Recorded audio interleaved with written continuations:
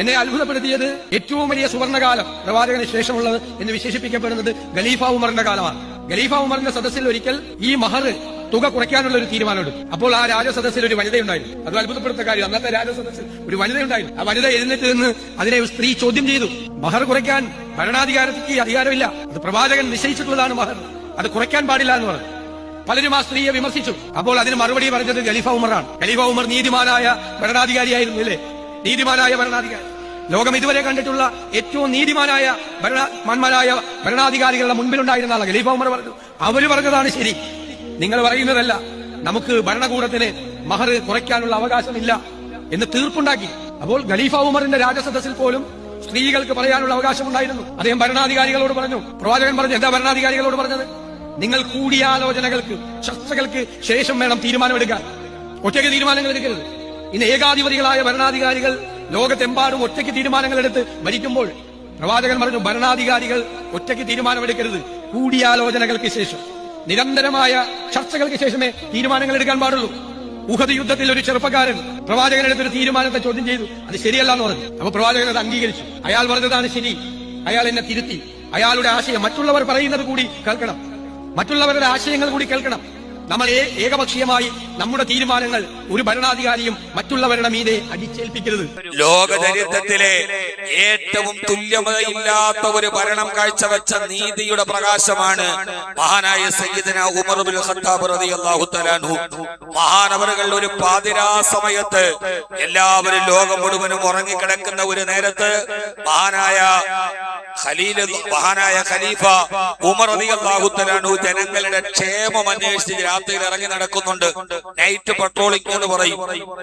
നമ്മുടെയൊക്കെ നാട്ടിൽ ഇപ്പോഴുണ്ടാകുന്ന ഈ നൈറ്റ് പട്രോളിംഗ് നൂറ്റാണ്ടുകൾക്ക് മുമ്പ്, ബിഫോർ 1400 years ago, 1500 വർഷങ്ങൾക്ക് മുമ്പ് ലോകം മുഴുവനും കിടന്നുറങ്ങുന്ന ഒരു സമയത്ത് മഹാനായ ഉമർ റളിയല്ലാഹു തആല അൻഹു പ്രജകളുടെ ക്ഷേമം അന്വേഷിച്ച് അദ്ദേഹം ഇറങ്ങി നടക്കുന്നുണ്ട്. ആ പോകുന്ന വഴിയിൽ ചോർന്നൊലിക്കുന്ന ഒരു ചെറിയ അഭയാർത്ഥി ക്യാമ്പിന്റെ മുമ്പിൽ പോകുമ്പോ ഒരു കൊച്ചുകുട്ടിയുടെ കരച്ചിൽ കേൾക്കുന്നു. ദീനമായ കരച്ചിൽ, ദീനമായ രോദനം. മഹാനായ ഉമർ റളിയല്ലാഹു തആല അൻഹു വേഷപ്രച്ഛന്നനാണ്, അദ്ദേഹത്തെ തിരിച്ചറിയില്ല. അദ്ദേഹം ആ അഭയാർത്ഥി ക്യാമ്പിന്റെ വാതിലിൽ പോയി നിൽക്കുമ്പോ ഉമ്മയുടെ മടിയിൽ കിടന്ന് ഒരു കുഞ്ഞു മുലപ്പാലിന് വേണ്ടി കരയുകയാണ്. ഉമ്മ മുലപ്പാല് കൊടുക്കാൻ വിസമ്മതിക്കുകയാണ്. ഇത് കണ്ട മഹാനായ ഉമർ റളിയല്ലാഹു അൻഹു വേഷപ്രച്ഛന്നനാണ്, ഖലീഫയാണെന്ന് ആർക്കും അറിയില്ല. ഉമർ റളിയല്ലാഹു തആല അവരോട് ചോദിച്ചു, അന്തി ഉമ്മിസു, ലോകത്തിലെ ഏറ്റവും മോശക്കാരിയായ ഉമ്മ നിങ്ങളാണല്ലോ, മാതാവ് നിങ്ങളാണല്ലോ. നിങ്ങളുടെ മടിത്തട്ടിൽ കിടന്ന് നിങ്ങളുടെ സ്ഥലങ്ങളിൽ പാലുള്ളപ്പോഴും ഒരു കുഞ്ഞ് നിലവിളിച്ചിട്ട് ആ കുഞ്ഞിന് മുലപ്പാല് കൊടുക്കാത്ത നിങ്ങൾ എത്ര വലിയ മോശക്കാരിയാണ് എന്ന് മഹാനായ ഉമർ റളിയല്ലാഹു തആല ചോദിക്കുമ്പോ ആ അഭയാർത്ഥിയായ ഉമ്മ പറയുന്നുണ്ട്, ഞങ്ങൾ ഇറാഖിൽ നിന്ന് യാത്ര ചെയ്തു വന്ന ഒരു കച്ചവട സംഘത്തിലെ ഒരാളാണ്. ഈ പുതിയ കാലത്ത് ഏറെ ശോഭനമായ ഒരു ജീവിതത്തിന്റെ ഭരണ സാന്നിധ്യത്തിന്റെ ചരിത്രം ഇസ്ലാം അവതരിപ്പിക്കപ്പെടുകയാണ്. ഇസ്ലാമിനോട് പറയപ്പെടുകയാണ്, എല്ലായിടത്തും ഇസ്ലാം പ്രതിക്കൂട്ടിലെത്തുന്ന ഒരു കാലം. 2 ദിവസമായി ദൃശ്യശ്രാവ്യ മാധ്യമങ്ങളിൽ ഇസ്ലാമിക സ്വാധീനത്തെ കുറിച്ച് പ്രതിക്കൂട്ടിലാകാൻ സാമുദായിക നേതാക്കന്മാർ വല്ലാതെ വാചാടോപം ചെയ്യുന്ന കാലം. ഇസ്ലാം എന്ന് പറയുന്നത് ഇസ്ലാം വിഭാവനം ചെയ്യുന്ന രാഷ്ട്രീയമേതാണ്, ഇസ്ലാം വിഭാവനം ചെയ്യുന്ന അധികാരമേതാണ് എന്ന് ഞാൻ നിങ്ങളോട് പറഞ്ഞു തരികയാണ്. ആ ഉമർ റളിയല്ലാഹു തആല അൻഹുവിനോട് ആ ഉമ്മ ക്ഷോഭത്തോടെ ചോദിച്ചു, നിങ്ങൾ എന്താണ് ഈ പറയുന്നത്? നിങ്ങൾക്ക് മനസ്സിലായില്ലേ, ഇവിടുത്തെ നാട് ഭരിക്കുന്നത് ഖലീഫ ഉമറാണ്. അദ്ദേഹം ഇന്നൊരു നിയമം തന്റെ സെക്രട്ടേറിയറ്റിൽ അവതരിപ്പിച്ചിട്ടുണ്ട്. ഈ സമയത്ത് മുലകുടി പ്രായം കഴിഞ്ഞ കുട്ടികൾക്ക് മാത്രമേ റേഷൻ അനുവദിക്കുകയുള്ളൂ. അതുകൊണ്ട് മുല കുടിക്കുന്ന കുട്ടികൾക്ക് റേഷൻ കൊടുക്കുകയില്ല. ആ കാലത്ത് അവിടെ ഒരു ക്ഷാമം വന്നു, ആമുർ റമാദ എന്നറിയപ്പെടുന്ന ക്ഷാമം വന്നു. ആ ക്ഷാമം വന്ന സമയത്ത് മുലകുടി പ്രായം കഴിഞ്ഞ കുട്ടികൾക്ക് റേഷൻ ഉണ്ട്, മുലപ്പാല് കുടിക്കുന്നവർക്ക് റേഷൻ ഇല്ല. കാരണം അവർക്ക് വിശപ്പടക്കാൻ മുലപ്പാലുണ്ട്. റേഷൻ സമ്പ്രദായം ആദ്യമായി നടപ്പാക്കുന്നത് എവിടെയാണ്? എവിടെയാണ് റേഷൻ സമ്പ്രദായം? ആദ്യമായി പാവപ്പെട്ടവന്റെ പട്ടിണിയെ കെട്ടാൻ റേഷൻ സമ്പ്രദായത്തെ അവതരിപ്പിക്കപ്പെടുന്നത് ഉമർ റളിയല്ലാഹു തആല അൻഹുവിന്റെ കാലത്താണ്. അതൊരു അവകാശവാദമൊന്നുമല്ല. ഒരു കാലത്ത് നമ്മുടെ കേരളത്തിൽ 2 രൂപയ്ക്ക് അരി കൊടുക്കുന്ന ഒരു സമ്പ്രദായം ഉണ്ടായിരുന്നു. അന്ന് അത് പ്രഖ്യാപിച്ച മുഖ്യമന്ത്രി എല്ലാവരും പുകഴ്ത്തിയതാണ്. ഞാനൊരു വെള്ളിയാഴ്ച മിമ്പറുകളായതുകൊണ്ട് പറയുന്നതിന് ചില പരിമിതികളുള്ളത് കൊണ്ട് ഒരു പേരുകളെ ഞാൻ പരാമർശിക്കുന്നില്ല. നല്ല കാര്യം. പക്ഷെ ആദ്യമായിട്ട് ആരാണ് ഭക്ഷ്യക്ഷാമം ഉണ്ടാകുന്ന ഒരു കാലത്ത് പാവപ്പെട്ടവന് 2 രൂപയ്ക്ക് വില കുറച്ച് അരി കൊടുക്കണമെന്നുള്ള തീരുമാനവും മാതൃകയും ലോകത്ത് സമ്മാനിച്ചതാരാണ്? ثم يأتي من بعد ذلك عام فيه يغاث الناس وفيه يعصرون. മഹാനായ നബിയുല്ലാഹി യൂസുഫ് അലൈഹിസ്സലാത്തു വസ്സലാമാണ്. നമ്മൾ യൂസുഫ് നബിയുടെ കഥ കുറിച്ച് കേട്ടിട്ടുണ്ട്. നമ്മൾ യൂസുഫ് നബിയുടെ കഥ കേൾക്കുന്നത് ഒരു കഥാപ്രസംഗമോ യൂസുഫ് സുലൈഖ പ്രണയത്തിന്റെ പ്രതീകവൽക്കരണമായിട്ട് കേൾക്കുന്നതല്ലാതെ അതിന്റെ ഒരു സാമൂഹ്യ വശമുണ്ട്. അങ്ങകലെ യാക്കൂബ് നബി അലൈഹിസ്സലാത്തു വസ്സലാമിന്റെ മക്കൾ അവിടെ വരുമ്പോ അവർ ഭക്ഷണം വാങ്ങിക്കാൻ പോകുന്നത് കനാനിൽ നിന്ന് അപ്പുറത്ത് മിസ്റിൽ ഒരു ഭരണാധികാരി വന്നിട്ടുണ്ട്. അവിടെ വില കുറച്ച് അരി കൊടുക്കുന്നുണ്ട് എന്ന് അറിഞ്ഞിട്ടാണ് യൂസുഫ് നബി അലൈഹി സ്വലാത്തു വസ്സലാമിന്റെ സഹോദരങ്ങൾ ഈജിപ്തിലേക്ക് പോകുന്നത്. ആദ്യമായി ക്ഷാമം നേരിടുന്ന കാലത്ത് വില കുറച്ച് 2 രൂപയാണെങ്കിലും 1 രൂപയാണെങ്കിലും അരി കൊടുക്കുന്ന ഒരു ഭക്ഷ്യപദ്ധതിയെ കുറിച്ച് ഖുർആൻ പറയുന്നത് സൂറത്ത് യൂസുഫിലാണ്. യുവാക്കളെ, സഹോദരങ്ങളെ, നിങ്ങൾ ഇസ്ലാമിനെ അടുത്ത് നന്നായി മനസ്സിലാക്കിക്കോളൂ. ആദ്യമായി റേഷൻ കൊണ്ടുവരുന്നത് മഹാനായ ഉമർ റളിയല്ലാഹു തആല അൻഹുവാണ്. അദ്ദേഹത്തോട് ചോദിച്ചു, മുലകുടി പ്രായം കഴിഞ്ഞ കുട്ടികൾക്ക് മാത്രമേ റേഷൻ ഉള്ളൂ, ഞാൻ എന്താണ് ചെയ്യുക? മഹാനായ സയ്യിദുനാ ഉമർ റളിയല്ലാഹു തആല അൻഹു ഞെട്ടിത്തരിച്ചു പോയി.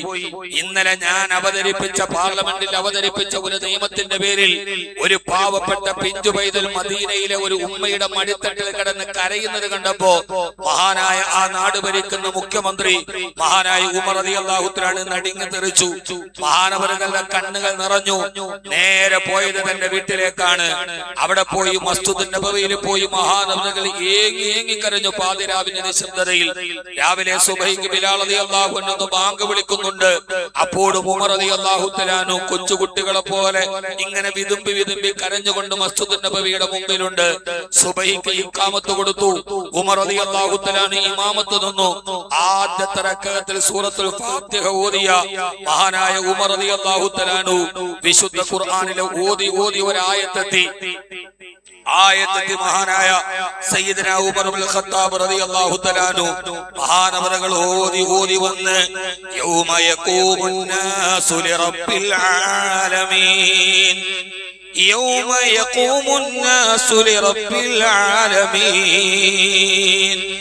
എല്ലാ ജനങ്ങളും സർവലോക സിട്ടാവായ റബ്ബുൽ ആലമീനായ അല്ലാഹുവിന്റെ മുമ്പിൽ എല്ലാവരും ചോദ്യോത്തര വേളയിൽ നിൽക്കുന്ന നേരം ആയത്ത് പൂർത്തീകരിക്കാൻ ഉമർ റളിയല്ലാഹു അൻഹുവിന് കഴിഞ്ഞില്ല. മസ്ജിദ് നബവിയുടെ മിമ്പർ മിഹ്റാബിന്റെ കീഴിൽ ആ ആയത്ത് പല പ്രാവശ്യം ഓതി ഉമർ റളിയല്ലാഹു അൻഹു കരയാൻ തുടങ്ങി. ഇമാമത്ത് നിൽക്കുമ്പോ യൗമ യഖൂമുൻ നാസു ലിറബ്ബിൽ ആലമീൻ.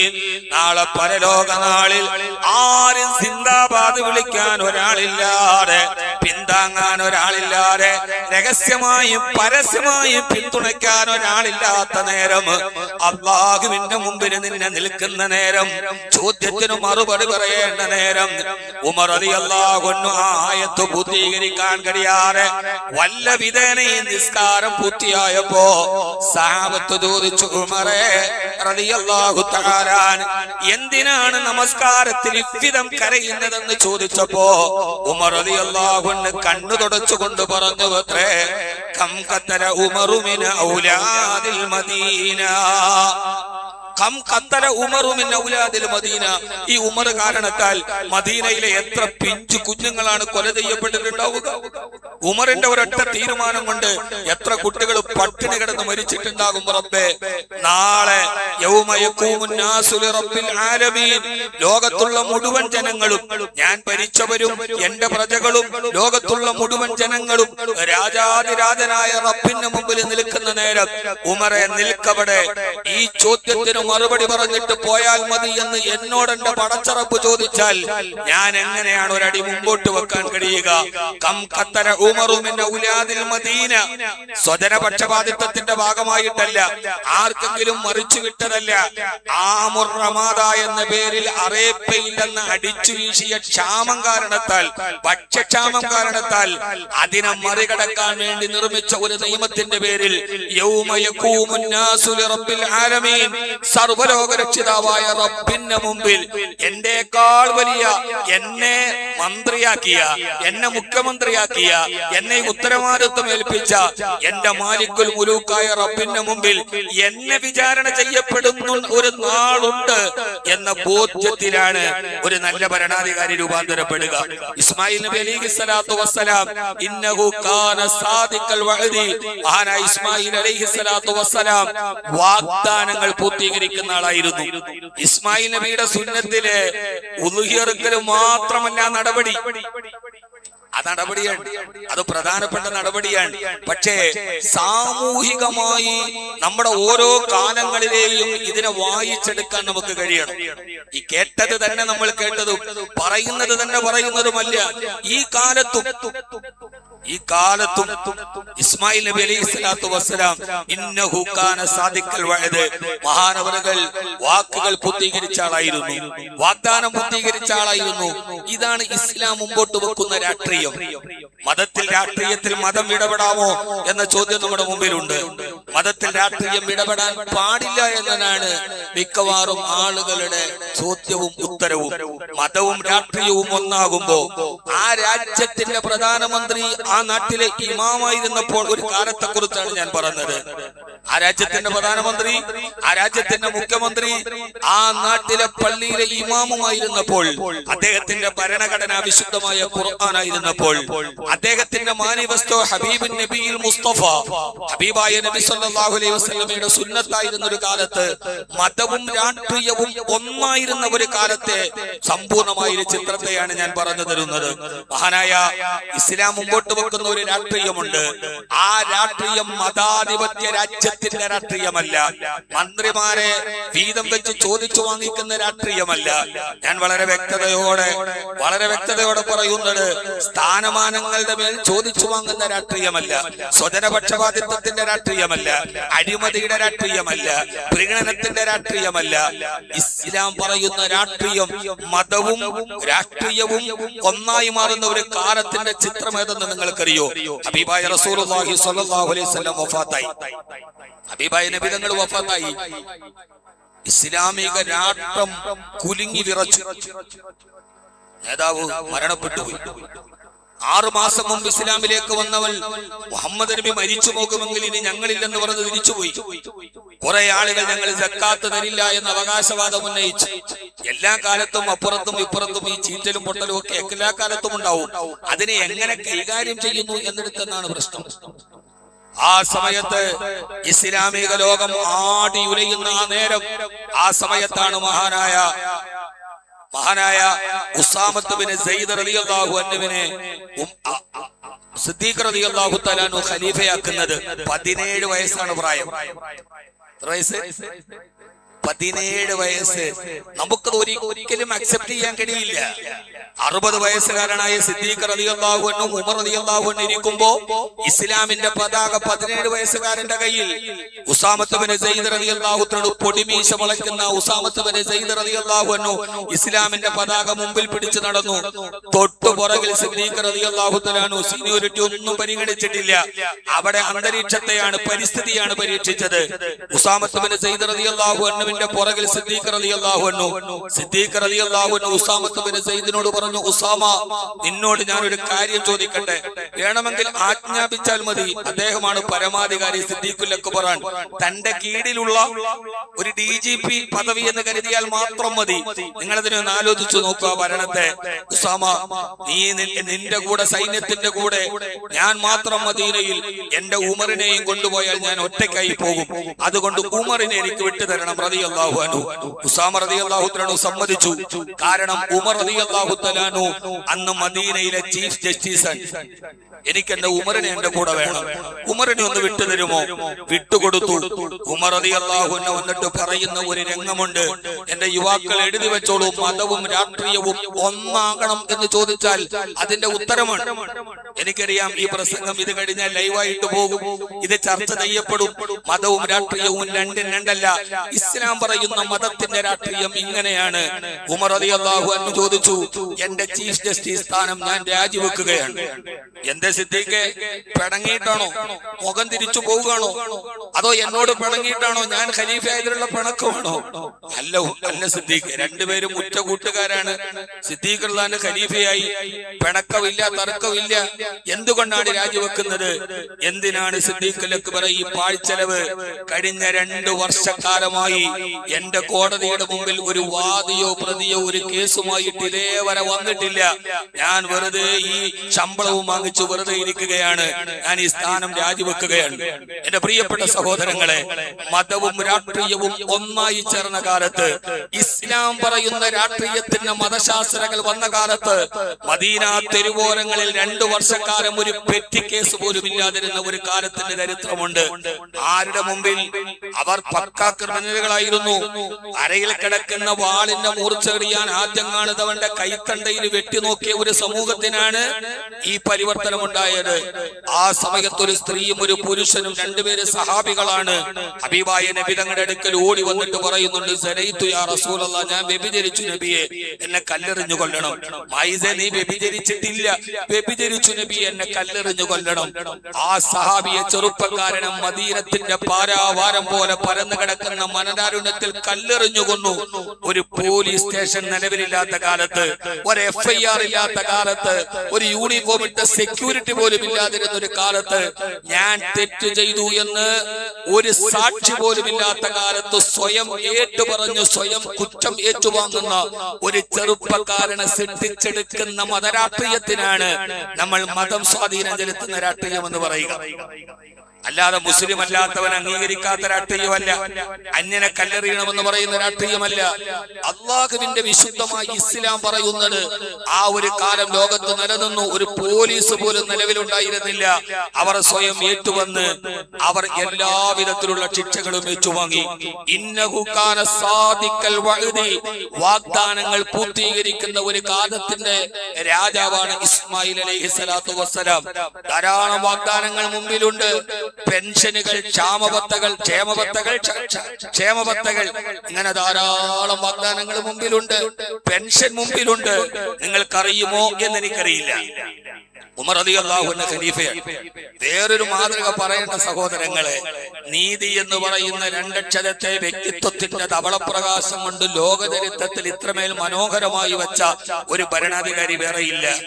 ഇറാഖിൽ നിന്ന് തിരിച്ചു വരുന്ന സമയത്ത് പാരാവാരം പോലെ പരന്നു കിടക്കുന്ന ഒരു മരുഭൂമിയിൽ ഒരു പാവപ്പെട്ട വൃദ്ധ നിൽക്കുകയാണ്. ഞാനിത് പറയുമ്പോൾ നിങ്ങൾ ചിന്തിച്ചു നോക്കുക, പെൻഷൻ കിട്ടാത്തതിൽ ഒരു വൃദ്ധ കേരളത്തെ മുഴുവനെ ഇളക്കി മറിച്ചൊരു രാജ്യമാണ് നമ്മുടേത്. ഒരു പാവപ്പെട്ട വൃദ്ധ ഒരു മലയോരത്ത് നിൽക്കുകയാണ്. ഉമർ റളിയല്ലാഹു അൻഹു വേഷപ്രച്ഛന്നനായി വന്നപ്പോ ഒരു പാവപ്പെട്ട വൃദ്ധ മരുഭൂമിയുടെ അങ്ങേയറ്റത്ത് ഒറ്റക്ക് നിൽക്കുന്നു. ഉമർ റളിയല്ലാഹു മുമ്പിൽ ചെന്ന് ഇത് ഉമറാണെന്ന് അറിയില്ല. ആ സമയത്ത് ഉമർ റളിയല്ലാഹു അൻഹു ചോദിച്ചു, ഉമ്മ, ഈ ഉമറിനെ കുറിച്ച് നിങ്ങളുടെ അഭിപ്രായം എന്താണ്? രഹസ്യ വോട്ടെടുപ്പ്, രഹസ്യ അഭിപ്രായ സർവേ, ഇതൊക്കെ ഉമർ റളിയല്ലാഹു അൻഹു നേരിട്ട് നടത്തിയ ആളാണ്. ഉമറിനെ കുറിച്ച് നിങ്ങളുടെ അഭിപ്രായം എന്താണ്? ഉമറാണ് ചോദിക്കുന്നത്. അപ്പൊ വലിയ താല്പര്യമില്ലാതെ ഈ വൃദ്ധ പറഞ്ഞു, ഇറാഖിൽ പോയി യുദ്ധമൊക്കെ ചെയ്ത് കുറെ സ്വർണ്ണമായിട്ട് ഉമർ വന്നു എന്ന് ആരൊക്കെയോ പറയുന്നത് കേട്ടു. എന്ന് പറഞ്ഞാൽ അവരെ മനസ്സിൽ ഒരു അനിഷ്ടമുണ്ട്. നമ്മൾ പറയില്ലേ, അവൻ ഗൾഫിൽ പോയിട്ട് കുറെ പൈസയൊക്കെ ആയിട്ട് വന്നെന്ന് പറയുന്നത് കേട്ടോ. അപ്പോ തന്നെ നമുക്ക് ഓർത്തോണം, ഒന്നുകിൽ അവനോട് നമുക്കൊരു അസൂയുണ്ട്, അല്ലെങ്കിൽ അത് ആ കാഴ്ച നമുക്ക് അത്ര സുഖിച്ചിട്ടില്ല എന്നാണ്. ഈ ഉമ്മ പറഞ്ഞു, ഇറാഖിൽ പോയിട്ട് കുറെ സമ്പത്തുമായിട്ട് വന്നു എന്ന് പറയുന്നത് കേട്ടു. അപ്പൊ ഉമർ തന്നെ ചോദിച്ചു, ഉമ്മ അതല്ല ചോദിച്ചത്, നിങ്ങളുടെ ഭരണാധികാരിയായ ഉമറിനെ കുറിച്ച് നിങ്ങളുടെ അഭിപ്രായം എന്താണ്? അപ്പൊ ഉമ്മ ദേഷ്യത്തോടെ ശരീരം വിറച്ചുകൊണ്ട് പറഞ്ഞു, ലാ ജസാഹുല്ലാഹു അന്നീ ഖൈറാ, ആ ഉമറിന് ഒരു നന്മയും വരാതിരിക്കട്ടെ. നമ്മൾ പറയല്ലോ, ഉമർ നശിച്ചു പോവട്ടെ എന്നവര് പ്രാവി. ആരെ? ഉമർ റളിയല്ലാഹു അൻഹുവിനെ കൽത്തുറുങ്കിൽ അടച്ചില്ല, കയ്യാമം വെച്ചില്ല.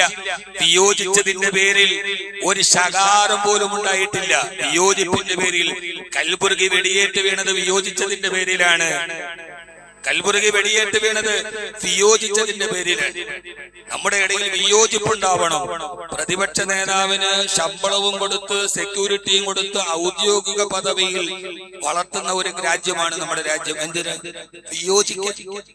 വിയോജിപ്പ് രേഖപ്പെടുത്താൻ. പ്രതിപക്ഷവും ദുർബലമാവാൻ പാടില്ല, പ്രതിപക്ഷവും ശക്തമാവണം. ശക്തമായി തിരുത്തുന്ന പ്രതിപക്ഷമുണ്ടെങ്കിലേ ഭരണീയരെപ്പോഴും നന്നാവൂ എന്ന അഭിപ്രായമുള്ള ആളാണ് ഞാൻ. ഉമർ റളിയല്ലാഹു അൻഹു നല്ലൊരു കുപ്പായിട്ട് ഖുത്ബ ഓതുകയാണ്. ഒരാൾ എഴുന്നേറ്റിട്ട് ചോദിച്ചു, ഉമറെ, എല്ലാവർക്കും വീതിച്ചു കിട്ടിയതനുസരിച്ച് നിനക്കൊരു മുഴുവൻ കുപ്പായ തുന്നാനുള്ള സാധനം കിട്ടിയിട്ടില്ലല്ലോ, പിന്നെ എവിടെ നിന്നാണ് നിനക്ക് ഈ മുഴുവൻ കുപ്പായ തുന്നാനുള്ള തുണി എവിടെ നിന്ന് കിട്ടി? പറഞ്ഞിട്ട് ഖുത്ബ ഓതിയാൽ മതി. മുഖ്യമന്ത്രിയെ പിടിച്ചു നിർത്തി. ഉമർ അല്ലാണ്ട് പറഞ്ഞു, എന്റെ മകൻ അബ്ദുല്ലാഹിബ്നു ഉമറിന് കിട്ടിയതും കൂടി അവൻ എനിക്ക് തന്നത് കൊണ്ട് ഞാൻ തുന്നിയതാണ്. എന്നാൽ ശരിയായിക്കോളൂ, പ്രസംഗിച്ചോളൂ. ഇങ്ങനെ തിരുത്തപ്പെടാൻ കഴിയുന്നവിധം പ്രതിപക്ഷവും ശക്തിയുള്ളപ്പോഴാണ് ജനാധിപത്യത്തിന്റെ സൗന്ദര്യം ഒന്നുകൂടി ഉണ്ടാവുക. അതും ദുർബലമാവാൻ പാടില്ല. ഉമർ റളിയല്ലാഹു അൻഹു ഒന്നും പറഞ്ഞില്ല. അവസാന ഉമ്മയോട് ചോദിച്ചു, എന്താണ് പ്രശ്നം? ഉമർ എന്താണ് നിങ്ങൾ ഉമറിനെ ഇങ്ങനെ ശപിക്കുന്നത് എന്തിനാണ്? ആ ഉമ്മ പറഞ്ഞു, ഉമർ ഇവിടെയുള്ള മുഴുവൻ ആളുകൾക്കും പെൻഷൻ കൊടുത്തിട്ടുണ്ട്. ഞാൻ ഈ മലയോരത്ത് ഒറ്റപ്പെട്ട് താമസിക്കുന്ന എനിക്ക് ഇന്നേ വരെ ഉമർ വരണത്തിൽ വന്നിട്ട് ഉമറിന്റെ പെൻഷൻ എനിക്ക് ഇന്നേ വരെ കിട്ടിയിട്ടില്ല. ഇതെല്ലാ കാലത്തും പ്രശ്നമുള്ള ഒരു വിഷയമാണ് ഈ പെൻഷൻ. എല്ലാ കാലത്തും പ്രശ്നമാണ്. അവര് പറഞ്ഞു, ഉമർ ഭരണത്തിൽ വന്നതിന് ശേഷം എനിക്ക് ഇന്നേ വരെ ഒരു മാസം പെൻഷൻ കിട്ടിയിട്ടില്ല. അപ്പൊ ഉമർ റളിയല്ലാഹു ദേശപ്രസന്നനാണ്, ചോദിച്ചു, നിങ്ങൾ ഈ നാട്ടില് ഈ കാടിന്റെ അങ്ങേയറ്റത്ത് താമസിക്കുമ്പോ ഉമർ നിങ്ങളെ അറിയാത്തത് കൊണ്ടാവും. ഉമർ നല്ല മനുഷ്യനാണ്, അറിഞ്ഞാല് തരും. അറിയാത്തത് കൊണ്ടാണ്, നിങ്ങളെ അറിയാത്തത് കൊണ്ടാണ് നിങ്ങൾ ഒറ്റപ്പെട്ടൊരു കാട്ടിൽ താമസിക്കല്ലേ. ആ വൃദ്ധയുടെ മുഖം ചുമന്നു. ഉമറിനോട് ചോദിച്ചു, ഏ മനുഷ്യ, നിങ്ങൾ എന്താ പറയുന്നത്?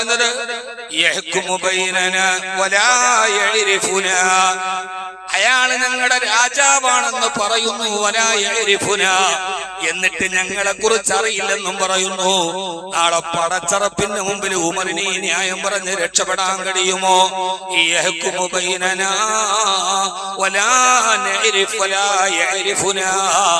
അയാള് ഞങ്ങളുടെ ഭരണാധികാരിയാണ്.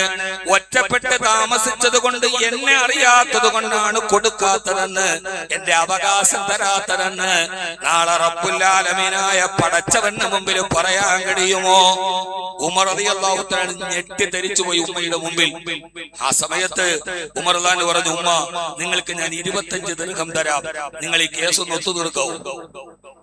ഇതുവരെ മുടങ്ങിയ പെൻഷൻ മുഴുവനും ഒറ്റയടിക്ക് ഞാൻ തരാം.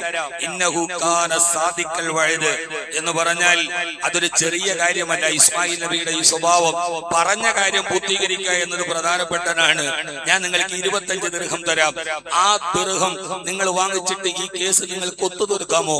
അപ്പൊ ഉമ്മ പറഞ്ഞു, ശരി, 25 സ്വർണ്ണ നാണയം എനിക്ക് തന്നാൽ മതി.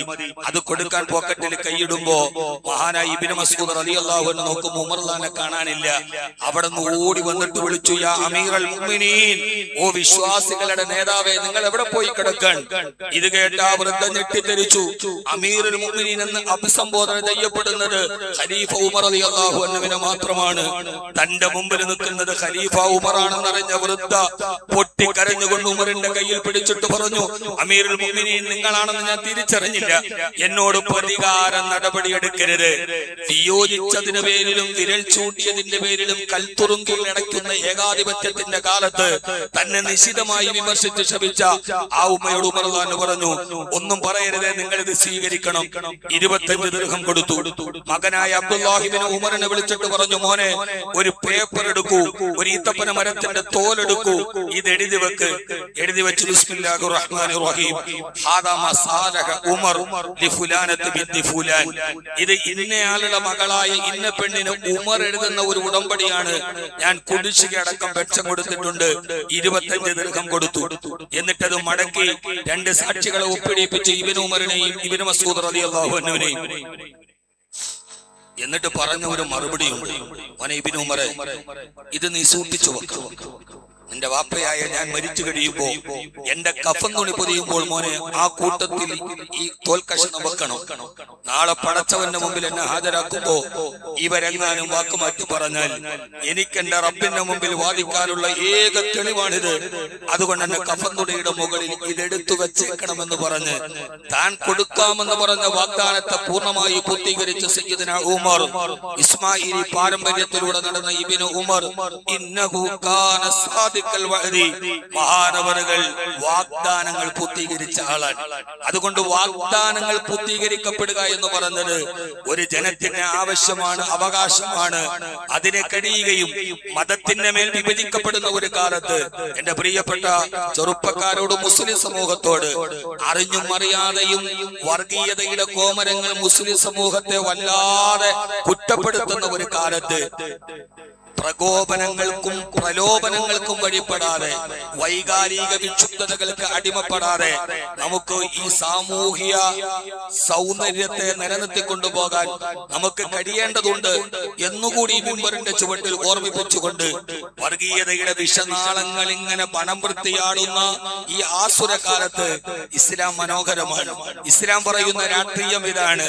അല്ലാഹു സുബ്ഹാനഹു വ തആല നമുക്കതിനെ തൗഫീഖ് നൽകട്ടെ. എല്ലാ വാഗ്ദാനങ്ങളും പൂർത്തീകരിക്കപ്പെടാൻ കഴിയണം. അപ്പോഴാണ് ജനത്തിന്റെ അവകാശങ്ങൾ പൂർത്തീകരിക്കപ്പെടുക. നേരത്തെ പറഞ്ഞ ഇനി ഒരു കാര്യവും കൂടി ഞാൻ നിങ്ങളോട് പറയുകയാണ്. നമ്മുടെ നേതാക്കന്മാർ ആരുമാവട്ടെ, അവരൊക്കെ പറഞ്ഞ വാഗ്ദാനങ്ങൾ കേട്ട് അത് കിട്ടും എന്ന് കരുതി നമ്മളെല്ലാവരും ജനാധിപത്യത്തിന്റെ അവകാശം വിനിയോഗിച്ചവരാണ്, അല്ലേ? അങ്ങനല്ലേ?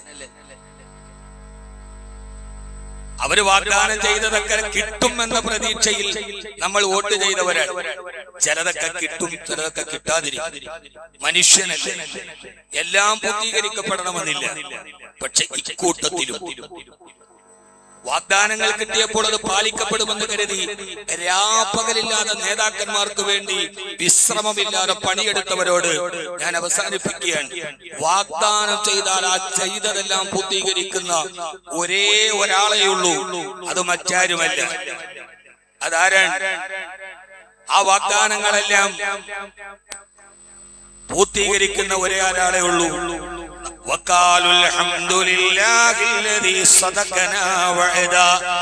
നാളെ മനോഹരമായ സ്വർഗത്തിന്റെ കവാടം തുറക്കുമ്പോ വിശ്വാസികൾ പറയുമത്രേ, അൽഹംദുലില്ലാഹ്, സർവസ്തുതിയും നിനക്കാണ് റബ്ബേ, അല്ലദീ സദഖനാ വഅദാ, നീ ഞങ്ങൾക്ക് ചെയ്ത വാഗ്ദാനങ്ങളൊക്കെ നീ പൂർത്തീകരിച്ചല്ലോ അല്ലാഹ്.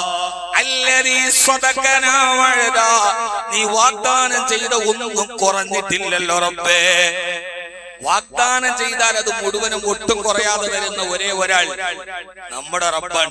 അവന് വേണ്ടി രാത്രിയും പകലും കഷ്ടപ്പെട്ടാൽ കിട്ടുമെന്ന കാര്യത്തിൽ ഉറപ്പാണ്. കാരണം അള്ളാഹുവിന്റെ ഖജനാവിൽ പൂച്ചചത്ത് കിടക്കുന്നുമില്ല, അതൊട്ട് ഇല്ല എന്നും വറ്റിപ്പോകുമെന്നുള്ള നിരാശയും വേണ്ട.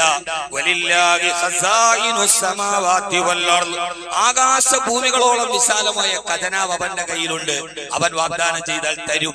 നിങ്ങൾ ഉലുകിയ അറുത്തോളൂ, നിങ്ങൾക്ക് ഞാൻ ആ മൃഗത്തിന്റെ രോമത്തിനനുസരിച്ച് പാപങ്ങൾ പുറത്തു തരാമെന്ന് എന്റെ റബ്ബ് പറഞ്ഞിട്ടുണ്ടെങ്കിൽ അവൻ പുറത്തു തന്നിരിക്കും. നിങ്ങൾ ഒരു തസ്ബീഹ് സുബ്ഹാനല്ലാഹ് പറഞ്ഞോളൂ. ഇവിടെ കിട്ടിയില്ലെങ്കിൽ സ്വർഗത്തിൽ നിങ്ങൾക്കൊരു വൃക്ഷം ഞാൻ നട്ടുതരാമെന്ന് പറഞ്ഞാൽ അതവൻ തന്നിരിക്കും. ചെയ്യുന്ന ജോലിക്ക് ഒട്ടും കുറയാതെ കൂലി തരുന്ന ഒരേ ഒരു മുതലാളിയേ ഉള്ളൂ. അതാരാണ്? അല്ലാഹുവാണ്. നമ്മൾ രാവിലെ ഒരു ബംഗാളിയെ പണിക്ക് കൊണ്ടുവന്ന് വൈകുന്നേരം ആകുമ്പോൾ അവനോട് പറയും, അവൻ എത്രയാണോ പറയും 1000 റുപ്യ, 1000 രൂപ. നമ്മൾ പറയാം അത്ര ഒന്നുമില്ല, ഒരു 800-നൊക്കെ ഉള്ളൂ. ആ പാവപ്പെട്ടവന്റെ മുമ്പിൽ നമ്മൾ വില പേശി ഒരു 900 കൊടുത്ത് അവസാനിപ്പിക്കും.